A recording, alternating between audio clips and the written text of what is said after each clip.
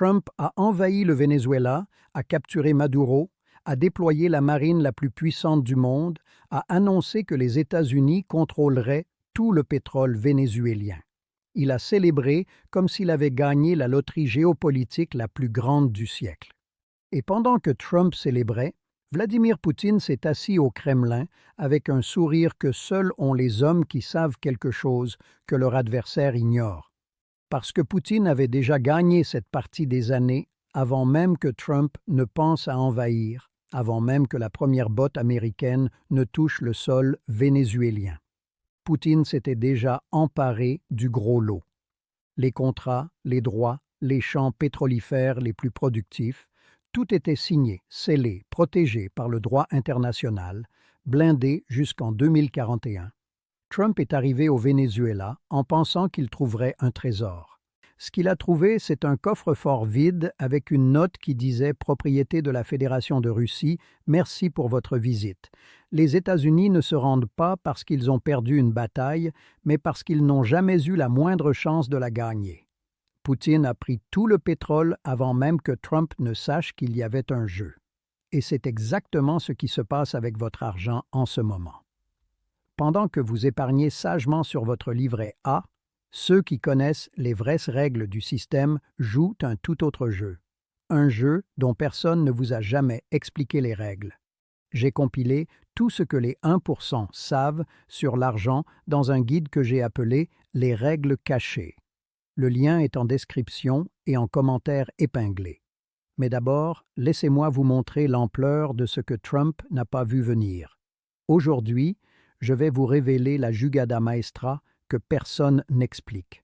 Comment la Russie s'est emparée du pétrole vénézuélien pendant que Washington dormait et pourquoi Trump, avec toute sa puissance militaire, ne peut que regarder pendant que Poutine encaisse les dividendes.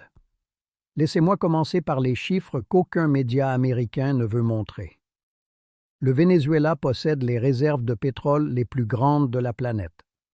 304 000 millions de barils, plus que l'Arabie saoudite, plus que l'Iran, plus que l'Irak, plus que n'importe quel autre pays dans l'histoire de l'humanité. Ces réserves valent au prix actuel environ 25 trillions de dollars. 25 trillions avec un T de titanesque. Et voici la partie que Trump ne veut pas que vous sachiez. En novembre 2025, à peine 2 mois avant l'invasion américaine, l'Assemblée nationale du Venezuela a approuvé une prorogation de 15 ans pour les entreprises mixtes entre PDVSA et Rosneft, la compagnie pétrolière d'État russe, 15 ans jusqu'en 2041. Les champs pétrolifères de Boron et Petroperija, situés sur la côte ouest du lac de Maracaibo, sont restés sous contrôle russe pour presque 2 décennies de plus. Production garantie, droits assurés, contrats blindés par le droit international. Poutine n'a pas eu besoin d'un seul soldat. Il n'a pas tiré une seule balle. Il a simplement signé des papiers pendant que Trump tweetait des menaces vides. Et ce n'est que le début. Rosneft, qui a hérité de tous les actifs de Rosneft au Venezuela après que Washington a imposé des sanctions en 2020, contrôle des participations dans Petromonagas, Petroperija, Boquerón, Petromiranda et Petrovoria. Toutes des entreprises mixtes avec PDVSA, toutes produisant du brut pendant que nous parlons. Quand Trump a annoncé qu'il prendrait le contrôle du pétrole vénézuélien, la réponse de la Russie a été immédiate et dévastatrice. Rosneft a émis un communiqué le 13 janvier 2026 déclarant que tous ses actifs au Venezuela sont propriété de l'État russe en conformité avec les lois du Venezuela, le droit international et les accords entre les deux pays. Traduction, ceci est à nous, c'est signé et il n'y a rien que tu puisses faire à ce sujet. La compagnie a ajouté qu'elle continuerait à remplir ses obligations envers ses partenaires internationaux et qu'elle avait l'intention de poursuivre le développement de projets conjoints au Venezuela. Et que peut faire Trump? Absolument rien. Si les États-Unis tentent de rompre ces contrats, s'ils tentent d'expulser les entreprises russes, s'ils tentent de s'approprier les actifs, la Russie peut poursuivre en justice. Et non seulement elle peut, elle va gagner. Selon des experts en droit international, si les contrats sont rompus, les entreprises lésées entameront ce qu'on appelle un arbitrage d'investissement. Les sentences iront contre le Venezuela. Mais le problème, c'est que l'argent du pétrole se trouve maintenant sur des comptes du Trésor américain. C'est un nœud juridique impossible à dénouer.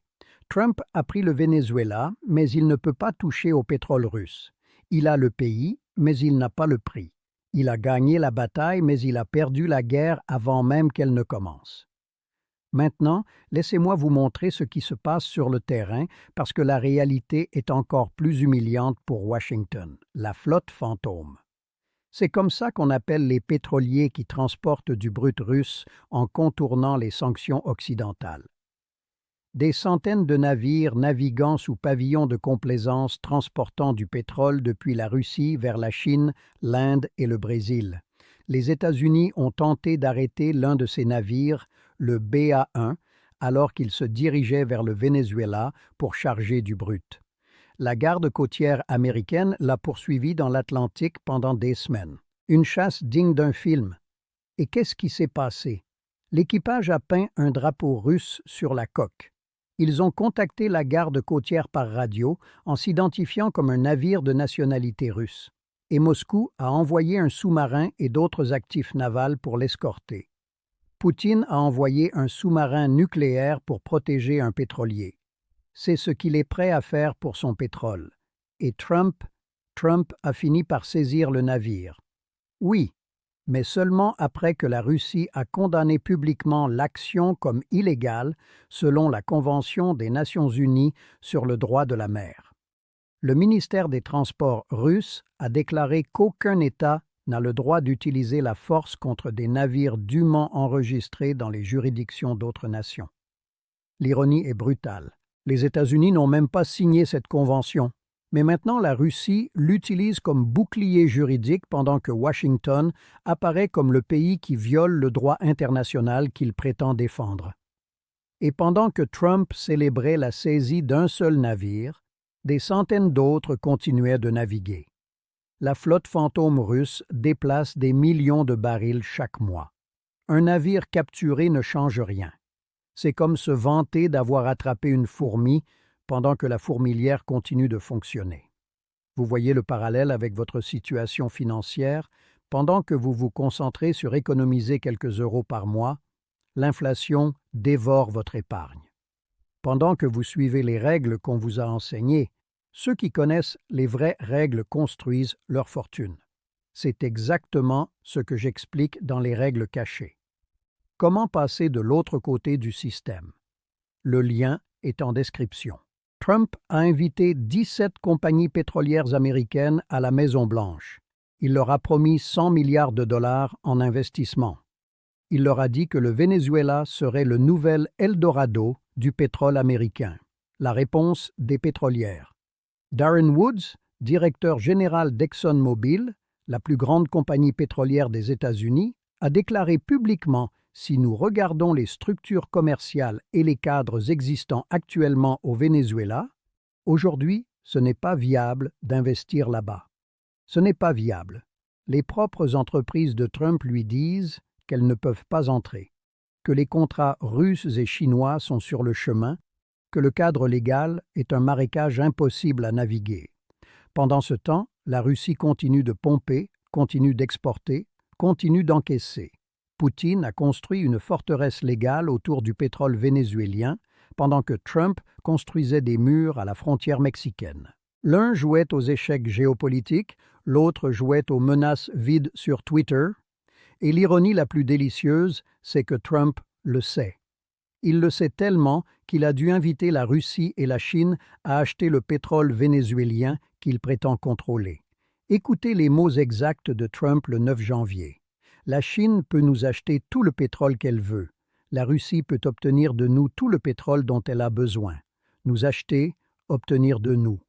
Trump est en train d'offrir de vendre du pétrole vénézuélien aux mêmes pays qui ont déjà des contrats pour l'extraire directement. C'est comme voler une voiture et ensuite offrir au propriétaire original de te la racheter. Poutine n'a pas besoin d'acheter quoi que ce soit à Trump. Poutine a déjà les droits d'extraction. Poutine a déjà les contrats signés. Poutine a déjà le pétrole qui coule vers ses coffres. La seule chose que Trump a réussi, c'est de transformer les États-Unis en intermédiaires d'un business que la Russie contrôlait déjà. Laissez-moi vous peindre 3 scènes qui illustrent cette humiliation géopolitique. Première scène, le Kremlin, janvier 2026. Des conseillers présentent à Poutine les chiffres actualisés de production au Venezuela. Les champs de Boron et Petroperidja continuent d'opérer. Les contrats jusqu'en 2041 sont intacts. Les investissements projetés de 600 millions de dollars dans les 15 prochaines années se poursuivent comme prévu. Un conseiller demande « Et l'invasion américaine ?» Poutine répond avec ce calme glacial qui le caractérise. Quelle invasion? Je vois seulement Trump qui garde nos investissements pendant que nous encaissons les dividendes. Les rires dans la salle sont contenus mais réels. Le tsar du Kremlin vient de résumer toute la situation en une phrase. Deuxième scène, la Maison-Blanche, même moi. Trump est furieux. Les pétrolières ne veulent pas investir. Les contrats russes et chinois bloquent l'accès aux meilleurs champs. Les avocats lui expliquent que rompre ces accords signifierait des poursuites internationales que les États-Unis perdraient. Un conseiller suggère « Nous pourrions négocier avec la Russie pour qu'elle nous vende ses participations ». Trump explose. « Négocier? Je ne négocie pas. Je prends ce que je veux. » Mais il ne peut rien prendre. Tout est signé. Tout est protégé. Tout appartient légalement à des entreprises qui répondent à Moscou, pas à Washington. L'homme qui a promis l'art du deal découvre que Poutine a conclu le meilleur deal des années avant qu'il n'arrive à la table. Troisième scène, une raffinerie dans l'état de Zulia, Venezuela, à la frontière avec la Colombie. Des travailleurs russes et vénézuéliens continuent les opérations comme si rien n'avait changé parce que pour eux, rien n'a changé. Les contrats disent Rosneft. Les paiements vont sur des comptes russes. Le drapeau qui flotte au-dessus des réservoirs de stockage n'est pas américain. Un ingénieur russe commente à un collègue Trump peut mettre des soldats à Caracas, mais le pétrole reste le nôtre. C'est comme ça que fonctionne le capitalisme qu'ils prétendent tant défendre. Ils ont inventé les règles, nous les avons simplement mieux utilisées. Les rires sont inévitables, l'ironie est parfaite. Maintenant, laissez-moi vous donner l'analyse profonde qu'aucun média corporatif n'osera faire. Ce que nous voyons n'est pas seulement une victoire russe au Venezuela, c'est une démonstration de comment fonctionne réellement le pouvoir au XXIe siècle. Trump représente l'ancien modèle, force militaire, invasion, occupation. Le modèle du XXe siècle, le modèle qui croit que contrôler le territoire signifie contrôler les ressources. Poutine représente le nouveau modèle, contrat, investissement stratégique, positionnement légal, le modèle qui comprend que dans le capitalisme globalisé, celui qui a les papiers signés a le pouvoir réel. Les États-Unis ont dépensé des milliards pour déployer leurs Marines dans les Caraïbes. La Russie a dépensé quelques centaines de millions en contrats pétroliers. Qui a obtenu le meilleur retour sur investissement? Poutine a assuré l'accès au pétrole vénézuélien jusqu'en 2041 en payant une fraction de ce que Trump a dépensé en une seule semaine d'opération militaire. Et voici la partie qui devrait vraiment inquiéter Washington. Ce n'est pas seulement le Venezuela, c'est le modèle que la Russie est en train de répliquer dans le monde entier. En Afrique, des entreprises russes ont des contrats d'extraction dans des dizaines de pays. En Asie centrale, les gazoducs russes dominent le transport d'énergie. Au Moyen-Orient, la Russie est maintenant un joueur clé dans l'OPEP grâce à des accords avec l'Arabie saoudite. Poutine a compris quelque chose que Trump ne comprendra jamais. Au XXIe siècle, ce n'est pas celui qui a le plus de chars qui gagne, c'est celui qui a le plus de contrats. Les États-Unis peuvent envahir n'importe quel pays du monde. Mais si les entreprises russes et chinoises ont déjà les droits d'extraction signés, l'invasion ne sert à rien. C'est comme conquérir une maison dont l'hypothèque appartient à une autre banque. Et le problème pour Trump, c'est qu'il ne peut pas changer les règles du jeu. Le même capitalisme que les États-Unis ont imposé au monde pendant des décennies protège maintenant les investissements russes au Venezuela. Si Trump rompt les contrats, il attaque le principe fondamental du système économique occidental, la sainteté des accords commerciaux. Il dirait au monde que les investissements dans des pays que les États-Unis ne contrôlent pas ne sont pas en sécurité. Il détruirait la confiance dans le système que Washington a créé. Poutine le sait. C'est pourquoi il a signé ses contrats. C'est pourquoi il a prolongé ses concessions. C'est pourquoi il a blindé chaque investissement avec des couches de protection légale. Il n'investissait pas dans le pétrole, il investissait dans un piège. Un piège qui se déclencherait exactement quand les États-Unis tenteraient de prendre le Venezuela. Et Trump a marché droit dedans. C'est exactement la même logique que j'explique dans les règles cachées. Pendant que la majorité suit les règles visibles, ceux qui réussissent vraiment ont compris les règles invisibles du système. Comment l'argent fonctionne vraiment? Où les initiés placent leur capital? Comment créer des revenus qui ne dépendent pas de votre temps? Tout est dans le guide. Lien en description et en commentaire épinglé. Laissez-moi projeter vers l'avenir parce que les conséquences de cette défaite ne font que commencer. Les pétrolières américaines n'investiront pas au Venezuela tant que les contrats russes et chinois resteront en vigueur. C'est trop de risques légaux, trop d'incertitudes, trop d'années de litiges potentiels. Cela signifie que la promesse de Trump de revitaliser l'industrie pétrolière vénézuélienne avec 100 milliards de dollars est une fantaisie. Les entreprises qui ont le savoir-faire technique et le capital n'entreront pas dans un champ de mines légal. Pendant ce temps, la Russie continuera d'extraire, continuera d'exporter, continuera d'encaisser. Dans 15 ans, quand les contrats de Rosneft expireront enfin, Poutine ou son successeur aura extrait des centaines de millions de barils, aura récupéré son investissement multiplié par 100, aura démontré que le pouvoir réel ne vient pas des porte-avions mais des avocats d'affaires. Et Trump sera un souvenir, une note de bas de page dans l'histoire de comment les États-Unis ont gagné une invasion et perdu le pétrole. La Chine est aussi en position similaire. Ses investissements au Venezuela totalisent plus de 3 milliards 100 millions de dollars. Ces contrats sont tout aussi protégés. Le porte-parole du ministère des Affaires étrangères chinois a déjà déclaré que ses intérêts continueront d'être protégés conformément à la loi, indépendamment des changements dans la situation interne du Venezuela. Indépendamment des changements, cette phrase dit tout. Peu importe qui gouverne le Venezuela, peu importe s'il y a invasion ou pas, les contrats sont les contrats. Et les contrats disent Chine et Russie. Trump peut tweeter ce qu'il veut, il peut menacer ce qu'il veut, il peut envahir ce qu'il veut, mais le pétrole a déjà un propriétaire et ce propriétaire n'est pas les États-Unis. C'est la leçon la plus importante du Venezuela, la leçon qu'aucun politicien américain ne veut admettre. L'empire du XXIe siècle ne se construit pas avec des marines, il se construit avec des contrats. Il ne se défend pas avec des porte-avions, il se défend avec des avocats internationaux.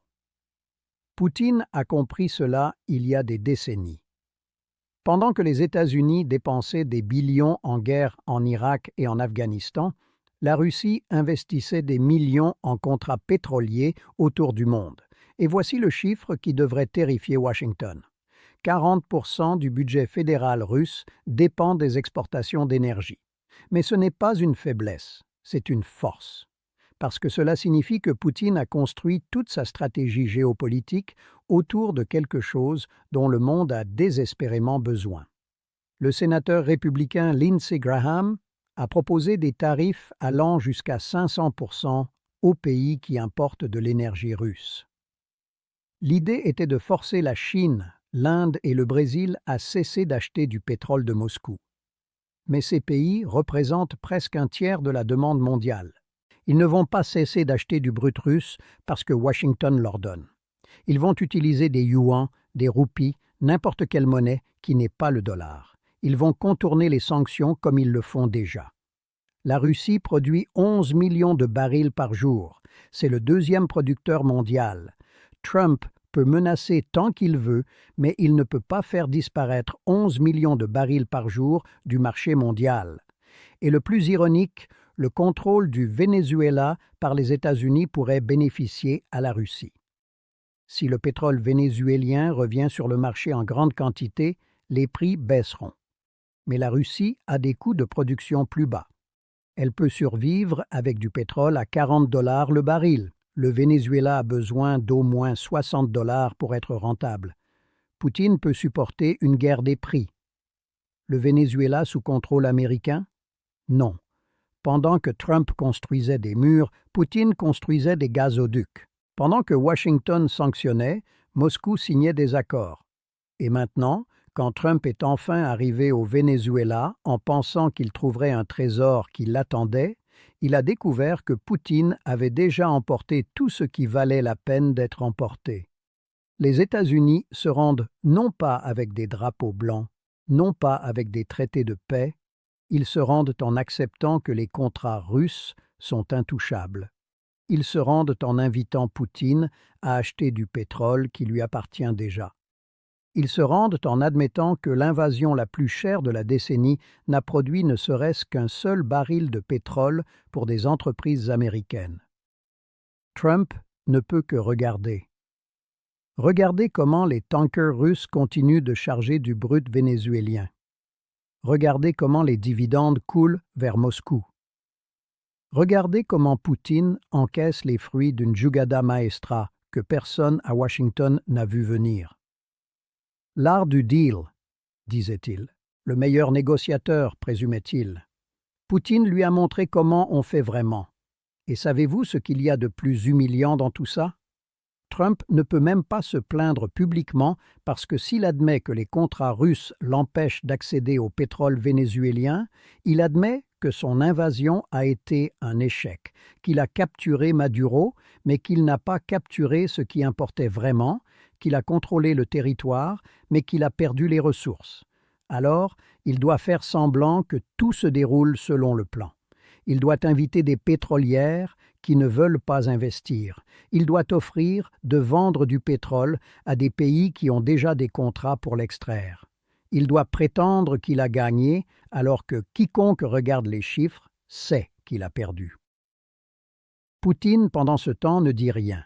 Il n'a pas besoin de dire quoi que ce soit. Les contrats parlent pour lui, les dividendes parlent pour lui, les tankers qui chargent du brut parlent pour lui. Le silence du Kremlin est plus dévastateur que n'importe quel discours. C'est le silence de celui qui a déjà gagné et qui n'a pas besoin de fanfaronner. Les États-Unis ont envoyé des Marines, la Russie a envoyé des avocats. Et les avocats ont gagné. C'est la leçon du Venezuela. C'est la leçon que le monde est en train d'apprendre. Et c'est exactement la leçon que vous devez appliquer à vos finances personnelles. Pendant que la majorité suit les conseils des banques et laisse son épargne fondre avec l'inflation, ceux qui comprennent vraiment le système utilisent des stratégies complètement différentes. J'ai passé des années à étudier ce que font réellement les 1% avec leur argent. Pas les théories, pas les conseils grand public, mais les vraies stratégies. Tout est compilé dans les règles cachées. Comment l'argent fonctionne vraiment et pourquoi votre épargne fond pendant que vous dormez. Les 5 pièges conçus pour vous garder du mauvais côté du système. Où les initiés placent vraiment leur argent. Comment créer des revenus qui ne dépendent pas de votre temps. Un plan concret pour construire votre liberté financière. Le lien est en description et en commentaire épinglé. Ne clignez pas des yeux. Abonnez-vous, activez la cloche. On se voit dans la prochaine analyse.